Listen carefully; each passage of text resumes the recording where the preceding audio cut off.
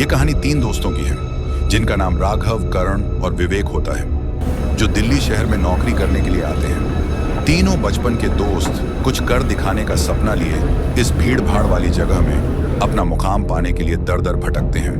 उन्हें कोई भी रास्ता नजर नहीं आता।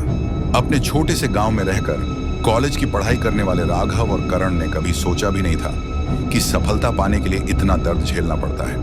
वहीं विवेक अपने पापा के बिजनेस में पहले से ही संघर्ष कर चुका था, जिस वजह से उसे इन सब चीजों की आदत सी हो गई थी।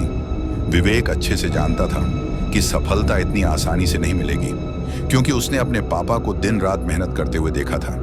तभी तीनों को सुबह से भटकते भटकते शाम हो जाती है, लेकिन न कोई नौकरी और न ही कोई रहने का ठिकाना उनके हाथ लगता। तीनों मायूस होकर एक छोटे से होटल में खाना खाते हैं। दरअसल उनके पास कोई खास पैसे भी नहीं होते। वह तो सिर्फ अपनी 1-2 दिन की व्यवस्था बनाकर निकले थे।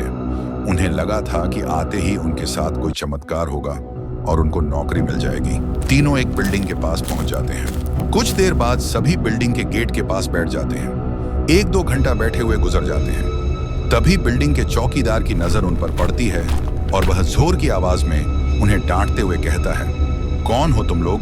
यहाँ क्यों बैठे हो? तीनों अपनी जगह पर जल्दी खड़े हो जाते हैं और अपनी बात चौकीदार को बताते हैं। चौकीदार को तीनों की हालत देखकर उन पर तरस आता है। उसे एहसास होता है कि कुछ सालों पहले ऐसे ही वह काम मांगने आया था। तब किसी ने उसे सहारा दिया था और आज कम से कम वह इतने बड़े शहर में छोटे से काम के साथ जीवन यापन कर पा रहा है। विवेक उन तीनों में थोड़ा समझदार होता है। वह चौकीदार से कहीं रहने के जुगाड़ की बात कहता है, क्योंकि उसे पता है कि अभी उनकी हालत किराया देने की नहीं है, तो उन्हें कोई किराया से कमरा क्यों देगा। तभी चौकीदार अपने एक दोस्त से फोन पर बात करता है, जो वहीं से कुछ ही दूर बंगला नंबर 13 में साफ सफाई का काम करता है। चौकीदार अपने दोस्त को सारी बात बताता है।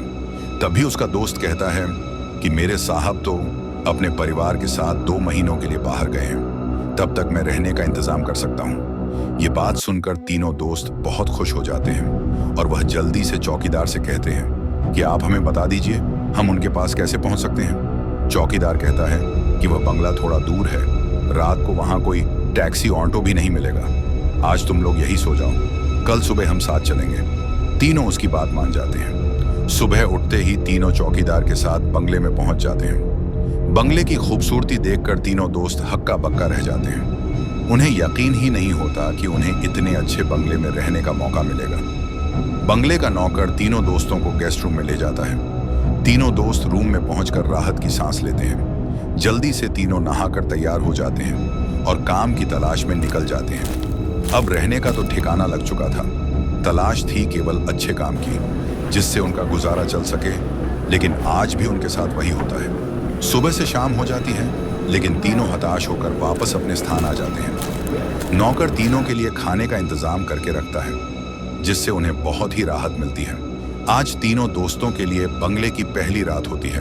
रात को 12 बजते ही अचानक राघव की नींद खुल जाती है और वह अपने आप को बंगले के तहखाने में पाता है, जहां पुराना सामान इकट्ठा करके रखा हुआ था। उसे समझ में नहीं आता कि वह यहाँ कैसे पहुंचा। तभी वह घबराहट में अपने दोस्तों को आवाज लगाता है, लेकिन किसी को कुछ सुनाई नहीं देता। तभी उसके कानों में सब कुछ सुनाई देना बंद हो जाता है और सिर्फ एक औरत के रोने की आवाज जाती है। राघव चिल्लाकर पूछता है, कहाँ हो? तुम क्यों रो रही हो? अगले ही पल राघव अपने बिस्तर में होता है। वह डर के कारण पसीने से लथपथ हो जाता है। वह अपने दोस्तों को जगाता है। करण और विवेक दोनों उसकी बात का मजाक उड़ाते हैं और कहते हैं, तुमने कोई सपना देखा होगा। इस बंगले में तो हमारे अलावा कोई भी नहीं है। और राघव भी अपने दोस्तों की बात का यकीन करके इस घटना को बुरा सपना समझकर नजरअंदाज करके सो जाता है। सुबह उठते ही तीनों दोस्त फिर से तैयार होकर काम ढूंढने निकल पड़ते हैं। लेकिन जैसे ही वह बंगले के गेट से बाहर निकलते हैं, अचानक कोई औरत आकर राघव को चिट्ठी देती है, जिसमें लिखा होता है, तुम इस पते पर जाओ तो काम मिल जाएगा। और औरत अचानक भागते हुए उनकी नजरों से ओझल हो जाती है। तीनों दोस्त की सोच में पड़ जाते हैं कि हमें काम की जरूरत है। ये इस औरत को कैसे पता? लेकिन तीनों को काम की बहुत जरूरत होती है।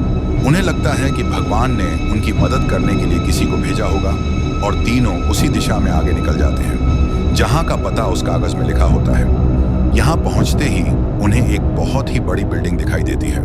दरअसल ये बहुत बड़ी कंपनी होती है और तीनों कंपनी के गेट पर पहुंचते हैं और वहां के सिक्योरिटी गार्ड को चिट्ठी दिखाते हैं। सिक्योरिटी गार्ड चिट्ठी नियुक्ति विभाग के पास भेज देता है और जैसे ही प्रबंधक को वह चिट्ठी मिलती है तो उसमें उसके मालिक का हस्ताक्षर होता है। वह उन तीनों से पूछता है, आप हमारे मालिक को कैसे जानते हैं? तभी राघव जवाब देते हुए कहता है, मैं तुम्हारे बॉस का दोस्त हूं।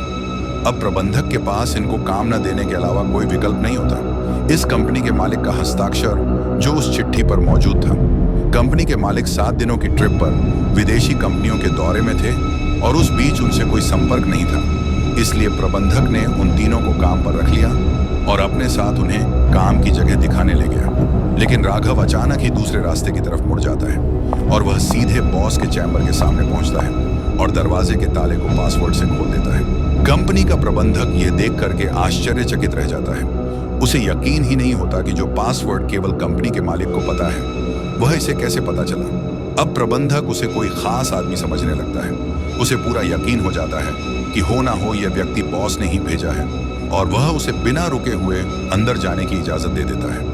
करण और विवेक ये सब देखकर समझ नहीं पाते कि राघव को यह सब कैसे पता। तभी अचानक राघव सभी को बॉस के चेंबर से बाहर जाने को कहता है और चेंबर का दरवाजा बंद कर देता है। कुछ ही घंटों के बाद प्रबंधक को बॉस का फोन आता है और बॉस प्रबंधक से पूछता है कि मेरे कंप्यूटर को किसी ने इस्तेमाल किया था। तभी प्रबंधक सारी बात बता देता है। बॉस गुस्से में मैनेजर को बोलता है, जल्दी से जाओ और उसे रोको, नहीं तो मैं बर्बाद हो जाऊंगा। और जैसे ही प्रबंधक चैम्बर का दरवाजा खोलता है तो वह देखता है राघव बेहोश पड़ा है। प्रबंधक अपने सुरक्षा कर्मियों से उसे उठाने को कहता है और कुर्सी पर वापस बैठाता है। तभी राघव को होश आता है। प्रबंधक गुस्से में राघव को बोलता है, तुमने क्या किया? मेरे बॉस बहुत नाराज है। लेकिन राघव को कुछ याद नहीं कि वह अपने बंगले के गेट से यहाँ तक कैसे आया है। दरअसल वह बंगला पहले उसी बॉस का होता है और बॉस ने बंगले को अपने ऑफिस की एक लड़की के लिए खरीदा था और कभी कभी साथ रहता था जो कि उसके कंपनी में काम करती थी। बॉस पहले से ही शादीशुदा था और यह बात अच्छे से जानता था कि एक ना एक दिन वह लड़की उसके लिए खतरा बन सकती है।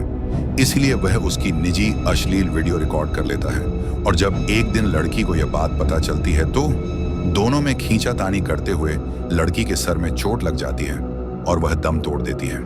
बॉस बंगले के गार्डन में ही लड़की को दफना देता है और लड़की की मौत के साथ ही उसका राज दफन हो जाता है। लेकिन जब उस बंगले में तीनों दोस्त आते हैं तो राघव गार्डन में घूमते घूमते उस जगह पर अपना पैर रख देता है जहां उस लड़की को दफनाया गया था। जिस वजह से उस लड़की का सीधा संपर्क राघव से बन जाता है।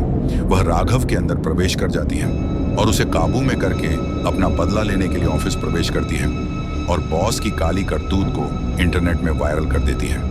बॉस को विदेश से ही गिरफ्तार कर लिया जाता है। उसका काला चिट्ठा सबके सामने खुल जाता है और वह बेनकाब हो जाता है। उस लड़की ने मरने के बाद भी अपना बदला ले लिया था। अब शायद उसकी आत्मा को शांति मिल जाएगी। तीनों दोस्त उस बंगले को बुरा सपना समझकर भूल जाते हैं और इस दर्दनाक कहानी का अंत हो जाता है।